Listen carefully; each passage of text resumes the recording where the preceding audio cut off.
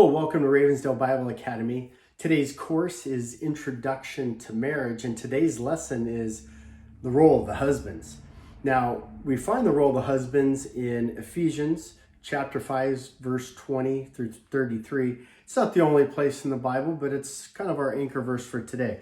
This is what it says: Husbands, love your wives just as also Christ loved the church and gave himself up for her, so that he might sanctify her, having been cleansed by her by the washing of water with the word, that he might present to himself the church in all her glory, having no spot or wrinkle or any such thing, but that she would be holy and blameless.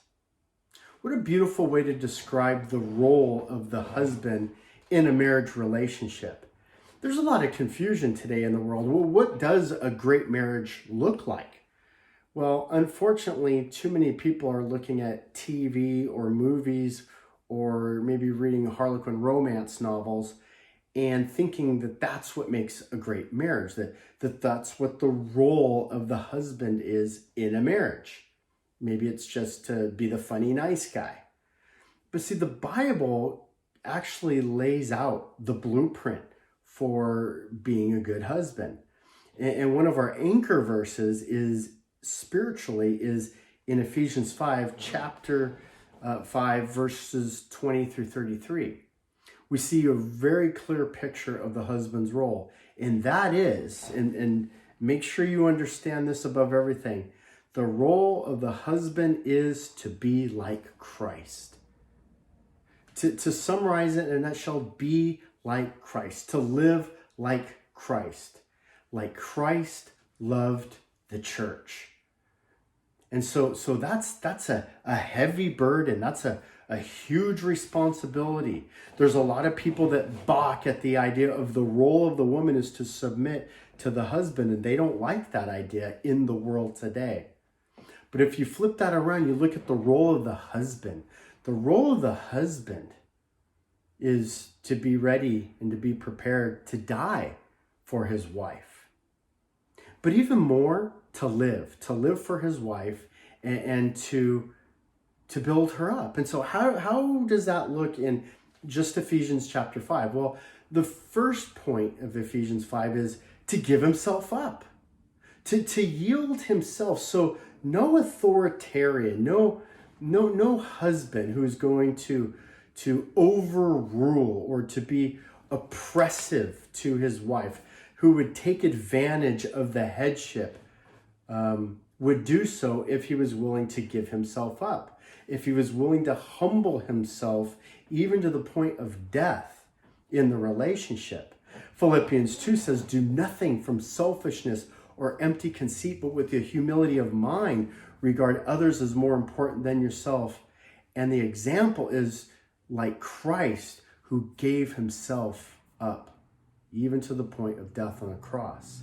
That's in Philippians 2. The second aspect we see in Ephesians 5 is to sanctify. The husband is to sanctify his wife. This is a spiritual concept. The idea is to continue to help your wife grow in godliness. And so the husband is the spiritual head of his family. The husband's role and responsibility is to make sure that he's leading his wife and his family spiritually. The third aspect is to cleanse. It has that idea of purification. Ooh, look, we're both sinners.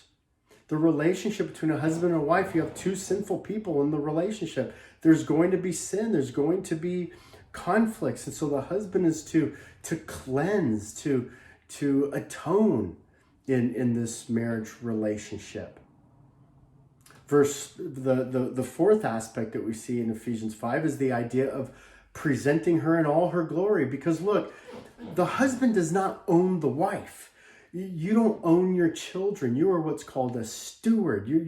The Lord has granted you an opportunity to oversee as the husband your children, and as the husband your wife, and you're to present her back to the Lord in all her glory, sanctified. And the fifth aspect is without spot, without wrinkle. That means you're not supposed to bring sin into your wife's world. You're not supposed to bring her down. You're supposed to lift her up spiritually. And how so? Well, the sixth and final way in Ephesians 5 is so that she's holy and blameless. The idea of holy is that she's separate. She's different than the ways of the world. She follows the ways of God. She is blameless. She's righteous. She's a godly mother. She's a godly wife. And this is all part of the role and responsibility of the husband. Look, the role of the husband begins and ends as a spiritual role in the relationship, a spiritual one, not one of sexism or feminism. This is a spiritual endeavor. The marriage relationship is a spiritual relationship. And so the husband is the instrument of God's love. The husband is the instrument of God's love. And the goal ultimately in the role of the husband is for spiritual growth.